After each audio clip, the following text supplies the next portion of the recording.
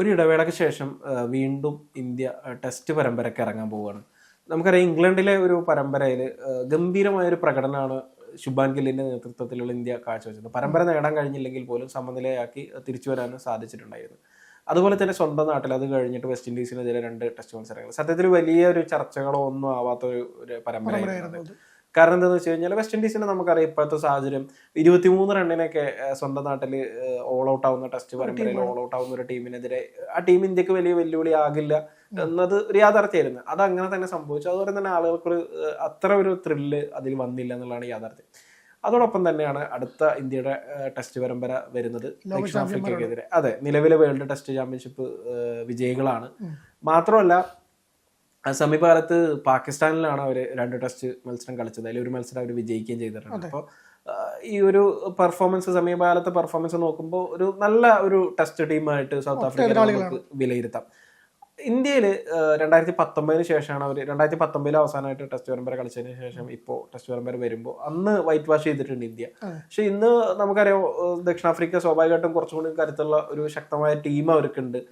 അതേസമയം ഇന്ത്യയെ സംബന്ധിച്ച് ഹോം ഗ്രൗണ്ടുകളിൽ ഇന്ത്യ ടെസ്റ്റിൽ പുലർത്തുന്ന ഒരു ആധിപത്യം അത് എടുത്തു പറയേണ്ടത് തന്നെയാണ്. എന്തായിരിക്കും ഈ മത്സരത്തെ കുറിച്ച്, എങ്ങനെയായിരിക്കും ഈ മത്സരം മുന്നോട്ട് പോവുക? നമ്മളിപ്പോൾ പറഞ്ഞ പോലെ തുടങ്ങിയ പോലെ തന്നെ ശുഭാൻ ഗില്ലിന്റെ ആദ്യത്തെ പരീക്ഷണം ഇംഗ്ലണ്ടിലായിരുന്നു. അത് നന്നായിട്ട് തന്നെ കളിച്ചു. പരമ്പരയുടെ റിസൾട്ട് എന്തോ ആവട്ടെ, നന്നായി കളിക്കാൻ വേണ്ടി ഇന്ത്യക്ക് പറ്റിയിരുന്നു. അതിനുശേഷം തിരിച്ച് ഇന്ത്യയിലേക്ക് എത്തി. ഇന്ത്യയിലൊരു ഇപ്പോൾ ആണെങ്കിൽ നമുക്ക് ദക്ഷിണാഫ്രിക്കെതിരെയുള്ള വാമപ്പ് മാച്ചായിട്ട് അതിന് കാണാം. മികച്ച രീതിയിൽ തന്നെ താരങ്ങളുടെ പ്രകടനത്തെ വിലയിരുത്താൻ വേണ്ടി പറ്റുള്ളൊരു മത്സരമായിട്ട് മാറി. ഇപ്പോൾ വീണ്ടും വരുന്നത് ഇംഗ്ലണ്ട് ശേഷം നല്ല മത്സരം വരുന്നത് നാളെ തുടങ്ങാൻ പോവുകയാണ്. അത് ടെമ്പ ബാവുമിയും സംഘവും അത് ലോക ചാമ്പ്യന്മാർ തന്നെയാണ്. അവരുടെ ഒരു വലിയൊരു വിജയമായിരുന്നു. കാത്തിരിപ്പിന് ശേഷം ഒരു നല്ല വിജയങ്ങൾ നേടി നല്ല ഫോമിലുള്ള ഒരു ടീമാണ്. 2019 വന്ന ടീം അത്ര മോശം ടീമായിരുന്നില്ല. നമുക്കറിയാം പിന്നെ ഒട്ടേറെ ഇതിഹാസ താരങ്ങളൊക്കെ ടീമിലുണ്ടായിരുന്നു. അതിനുശേഷം വരുന്നൊരു ടീം ഒരു മാറ്റത്തിന്റെ ഘട്ടത്തിൽ വരുന്നു. ഇന്ത്യൻ ടീമിൽ അടിപൊളി മാറ്റങ്ങളുണ്ട്. ഇന്ത്യൻ്റെ ഒരു പുതിയ യുവനിരയാണ് ഇറങ്ങുന്നത്. അതിൽ ഇപ്പം ജഡേജയാണ് ഏറ്റവും സീനിയർ താരം എനിക്ക് തോന്നുന്നത്. രാഹുലുണ്ട്, ജഡേജയാണല്ലോ അതിൽ സീനിയർ ആയിട്ട് വരുന്നത്, ഏറ്റവും കൂടുതൽ വരുന്നത്. പിന്നെ രാഹുലുണ്ട്, പന്ത് തിരിച്ചെത്തുന്ന പരിക്കിന് ശേഷം പന്ത് തിരിച്ചെത്തുന്ന ഒരു സാധനമുണ്ട്. അപ്പം അങ്ങനെ വരുമ്പം ഒരു ശുഭാൻ ഗില്ലിന്റെ ഒരു യുവസംഘം എന്ന് പറയാം. നമുക്ക് 2-3 സീനിയർ താരങ്ങളുണ്ടെങ്കിലും അപ്പോൾ അവർ വീണ്ടും സ്വന്തം നാട്ടിൽ ആദ്യമായിട്ട് നല്ല മത്സരത്തിൽ ഇറങ്ങുവാണ്. അപ്പം അതെങ്ങനെ കാണും? ഇതിപ്പോൾ സായ് സുദർശനെ പോലുള്ള താരങ്ങൾ പിന്നെ പ്രകടനത്തെ വിലയിരുത്തും. കാരണം ഇന്ത്യയിലാണ് മത്സരം. അതിലിപ്പം ദക്ഷിണാഫ്രിക്കയാണ് എതിരാളികളെങ്കിൽ കൂടി എങ്ങനെ സായ് സുദർശൻ അതിജീവിക്കുന്നത് നമുക്കറിയണം. താരത്തിൻ്റെ ഒക്കെ നമ്പറിനാണ് ഒരു വരുന്നത്.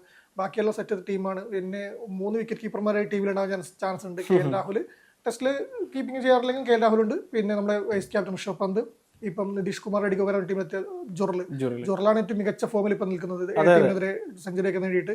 അപ്പം ജൊറൽ പ്ലേയിങ് ലെവൽ ഉണ്ടാവുന്ന ഉറപ്പാണ്. അപ്പം 3 പിന്നെ സ്പെഷ്യലിസ്റ്റ് കീപ്പർമാരുടെ ടീമാണ്.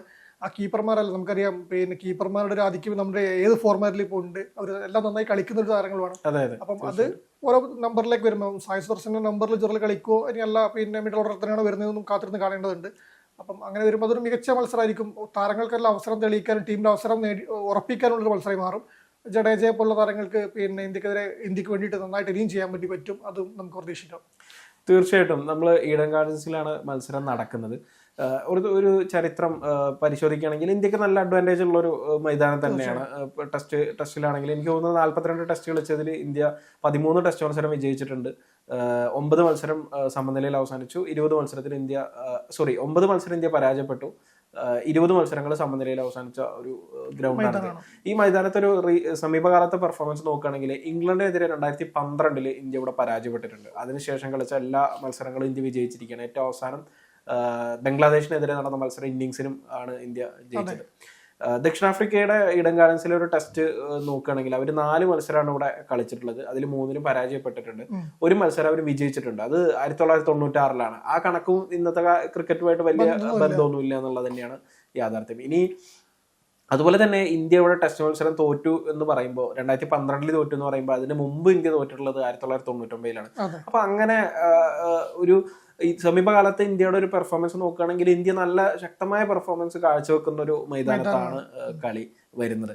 അത് ദക്ഷിണാഫ്രിക്കയുടെ നമുക്ക് നോക്കുകയാണെങ്കിൽ ഇന്ത്യക്ക് ഭീഷണി ഉയർത്തുന്ന ഈ പിച്ചിന്റെ ഒരു സ്വഭാവം നോക്കുകയാണെങ്കിൽ തുടക്കത്തിൽ പേസിന് അനുകൂലമാണെങ്കിൽ പോലും സ്പിന്നിനെ വല്ലാതെ തുണക്കുന്ന ഒരു പിച്ചാണ്. അത് നമുക്ക് ആ ഒരു രീതിയിൽ ഇന്ത്യക്ക് നമുക്കറിയാം ഇപ്പൊ ഇന്ത്യയുടെ ഒരു ഏത് കണ്ടീഷനിലാണെങ്കിലും 3 സ്പിന്നർമാരെ വെച്ച് കളിക്കുക എന്നുള്ള ഒരു തന്ത്രമാണ് ഇന്ത്യ ഏത് ഫോർമാറ്റിലും ഇപ്പൊ മുന്നോട്ട് വെക്കുന്നത്. ഇപ്പൊ ഗംഭീർ നമുക്കറിയാം ഈ സമീപകാലത്ത് ഓസ്ട്രേലിയയിൽ നടന്ന ഒരു T20 പരമ്പരയിൽ പോലും 3 സ്പിന്നർമാരെ വെച്ച് കളിക്കുന്ന ഒരു സാഹചര്യമാണ് ഉള്ളത്. അപ്പൊ അങ്ങനെ നോക്കുന്ന സമയത്ത് ഇന്ത്യക്ക് ഒരു നല്ല ശക്തമായ ടീമുണ്ട്.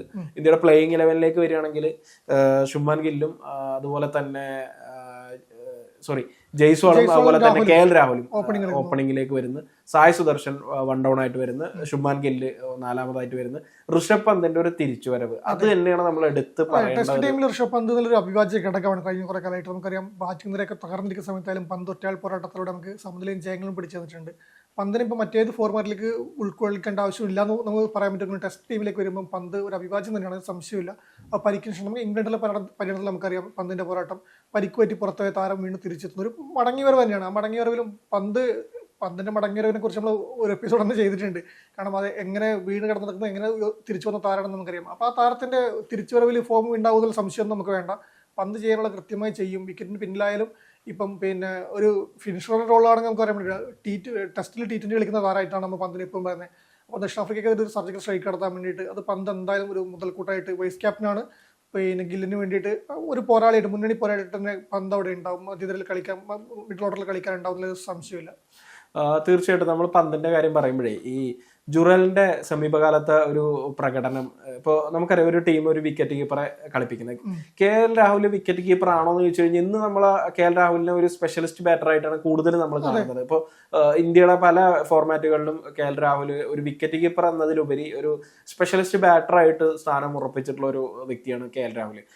അതേസമയം ജുറലിന് സ്വാഭാവികമായിട്ട് ഋഷഭ് പന്ത് എന്ന് പറയുന്ന ഒരു വലിയ വൻമരം ഇന്ത്യ ടെസ്റ്റ് ടീമിലുള്ള സാഹചര്യത്തിൽ ജുറല് നിരന്തരമായിട്ട് വാതിലിൽ മുട്ടിക്കൊണ്ടിരിക്കുകയാണ്. അപ്പൊ നിതീഷ് റെഡ്ഡിക്ക് പരിക്കേറ്റതാണ് ഇപ്പൊ ജുറലിനൊരു ചാൻസ് അവസരമായിട്ട് അല്ലെങ്കിൽ ഇപ്പൊ പറഞ്ഞാൽ നമുക്ക് സെലക്ടർമാർ പ്രതിസന്ധിയിലായാണ്. കാരണം ജുറൽ ഇത്രയും ഫോമിലേക്ക് എന്ത് ചോദ്യം വരും. അതും സായ് സുദർശനെ പോലെ താരങ്ങൾ പിന്നെ ഇടക്കിടക്ക് പരാജയപ്പെടുന്ന സമയത്ത് സ്പെഷ്യലിസ്റ്റ് ബാറ്റർ ആയിട്ട് കളിക്കാൻ പറ്റും. അപ്പൊ സമീപകാലത്തെ പെർഫോമൻസ് അത് തന്നെയാണ്. ഇപ്പൊ 2014 ഇന്നിംഗ്സിൽ നിന്ന് ജുറല് 911 റൺ നേടിയിട്ടുണ്ട്, 4 സെഞ്ചുറികൾ. അതായത് അങ്ങനെ ഒരു ഏറ്റവും റീസെന്റ് ആയിട്ട് ഇപ്പൊ നോക്കുകയാണെങ്കിൽ ദക്ഷിണാഫ്രിക്ക ടീമിനെതിരെ 2 സെഞ്ചുറികൾ നേടുക എന്ന് പറയുന്നത് ജുറല് ഞാനിവിടെ ഉണ്ട് എന്നുള്ള ഒരു കൃത്യമായിട്ട്. ഇപ്പൊ നമ്മൾ KL രാഹുലിനെ പറഞ്ഞല്ലോ സ്പെഷ്യലിസ്റ്റ് ബാറ്റ്സ്മാനായിട്ട് ടീമിലുണ്ടെന്ന്. അതുപോലെ തന്നെ ടെസ്റ്റ് ടീമിലേക്ക് തന്നെ സ്പെഷ്യലിസ്റ്റ് ബാറ്റ്സ്മാനായിട്ട് ഉൾപ്പെടുത്തണം എന്ന് നിരന്തരം പറഞ്ഞുകൊണ്ടിരിക്കുകയാണ്. അത് കേൾക്കാതിരിക്കാൻ സെലക്ടർമാർക്ക് ആവില്ല. ഇപ്പം ഈ 2 സെഞ്ചുറി പറഞ്ഞത് എനിക്കൊന്ന് ഓജയ്ക്ക് ശേഷം അങ്ങനെ ഒരു റെക്കോർഡ് സെഞ്ചുറി എടുത്ത് താരമായിട്ട് മാറിയതാണ് ജുറൽ വരുന്നത്. ജുറലിന് വിക്കറ്റ് കീപ്പർ സ്ഥാനമില്ലെങ്കിൽ വേണ്ട, പന്ത് ചെയ്യട്ടെ, അടുത്ത റോളിൽ ബാറ്റിംഗ് പൊസിഷനിലേക്ക് കിട്ടിയാൽ മതി, അത് ഞാൻ കൃത്യമായി ചെയ്യുമെന്ന് പറയുന്ന ഒരു താരമാണ്. അപ്പം അത് എന്തായാലും മുതലാക്കാൻ വേണ്ടി ഇന്ത്യക്ക് താരം മുതലാക്കുന്ന ഉറപ്പാണ്. ഇന്ത്യക്ക് അത് മുതൽക്കൂട്ടാവും ചെയ്യും. തീർച്ചയായിട്ടും ഈ ജുറലും ഋഷഭ് പന്ത് എന്ന് പറയുമ്പോഴേ എനിക്ക് തോന്നുന്ന ഒരു വ്യത്യാസം എന്ന് പറഞ്ഞു കഴിഞ്ഞാൽ ഋഷഭ് പന്ത് വിദേശ പിച്ചുകളിലും തെളിയിച്ചു കഴിഞ്ഞിട്ടുള്ള വ്യക്തിയാണ്. ജുറലിന് അതാണ് ഒരു തെളിയിക്കേണ്ടതായിട്ടുള്ളത്. അതിന് അവസരം കിട്ടിയിട്ടില്ല ഇതുവരെ. അതായത് കാര്യമായ അവസരങ്ങളൊന്നും കിട്ടിയിട്ടില്ല. അപ്പോൾ അങ്ങനെ ഒരു അവസരങ്ങൾക്ക് വേണ്ടിയിട്ടും കൂടി ജുറല് കാത്തിരിക്കുന്നുണ്ട്. പക്ഷെ ഇപ്പോഴത്തെ ഒരു അവസ്ഥയിൽ നിതീഷ് റെഡ്ഡി ഫസ്റ്റ് മാച്ചിൽ നിന്ന് ഒഴിവാകുന്നതോട് കൂടിയിട്ട് ജുറലിന് ഹോം പരമ്പരയിൽ ഇപ്പൊ കഴിഞ്ഞ വെസ്റ്റ് ഇൻഡീസിനെതിരെയുള്ള പരമ്പരയിലും ജുറലിന് കളിക്കാൻ കഴിഞ്ഞിട്ടുണ്ടായിരുന്നു. അതെ അതെ, ഋഷഭ് പന്ത് പരിക്കേറ്റ സാഹചര്യത്തിൽ കളിച്ചിരുന്നു. അപ്പൊ ഹോം മൈതാനങ്ങളിൽ അത് ജുറല് കഴിവ് തെളിയിക്കുമ്പോഴും വിദേശ പിച്ചുകളിൽ നമുക്കറിയാം ഒരു അവസരം കിട്ടിയാൽ കൊടുക്കേണ്ടതുണ്ട്.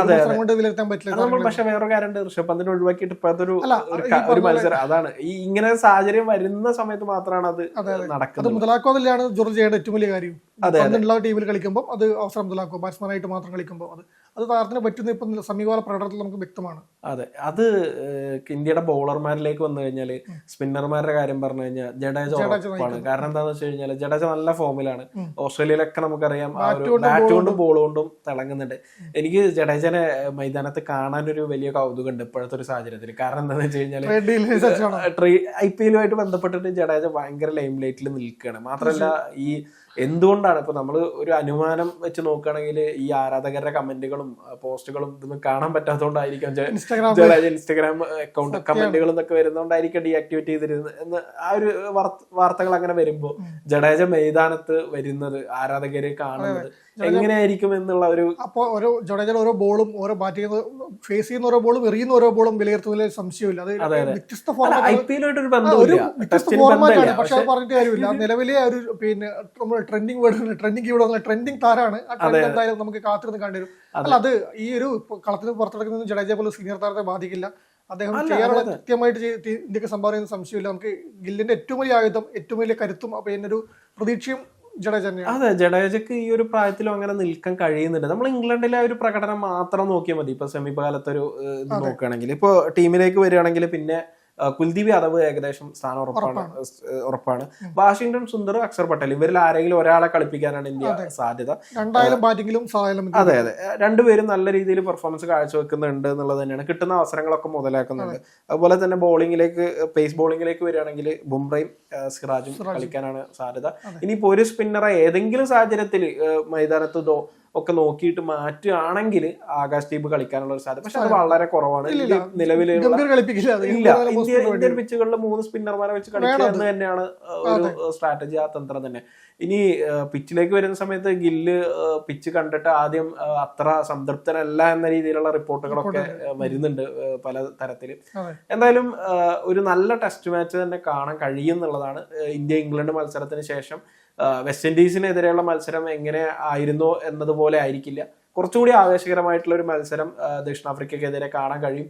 ദക്ഷിണാഫ്രിക്ക പാകിസ്ഥാൻ ഇപ്പോഴത്തെ ടെസ്റ്റ് ടീം ഇതാണ്. പക്ഷെ ഒരു മത്സരം ദക്ഷിണാഫ്രിക്കക്കെതിരെ പാകിസ്ഥാൻ വിജയിച്ചപ്പോൾ അടുത്ത മത്സരം വിജയിച്ചുകൊണ്ട് ആ പരമ്പര തിരിച്ചുപിടിച്ച ടീമാണ് ദക്ഷിണാഫ്രിക്ക. അപ്പൊ നിലവിൽ ഇന്ത്യൻ ഉപഭൂഖണ്ഡത്തിലുള്ള ഒരു പരിചയം, അല്ലെങ്കിൽ അവിടെയാണ് അവർ കളിച്ചുകൊണ്ടിരിക്കുന്നത് എന്നുള്ളതൊരു ഇതുണ്ട്. മാത്രമല്ല, ഒരു ദീർഘമായിട്ടുള്ള ഒരു പര്യടനമാണ് ദക്ഷിണാഫ്രിക്കക്ക് ഇന്ത്യൻ പര്യടനം എന്ന് പറയുന്നത്. ഏകദിനങ്ങൾ വരുന്നുണ്ട്, T20 വരുന്നുണ്ട്. അപ്പൊ അതിന്റെ തുടക്കം എന്ന രീതിയിലാണ് ഈ 2 ടെസ്റ്റ് മത്സരം വരുന്നത്. എന്തായാലും നല്ലൊരു ആവേശകരമായ ഒരു ടെസ്റ്റ് മത്സരം ഒരു ഇടവേളയ്ക്ക് ശേഷം നമുക്ക് കാണാൻ കഴിയട്ടെ എന്ന് നമുക്ക് പ്രതീക്ഷിക്കാം.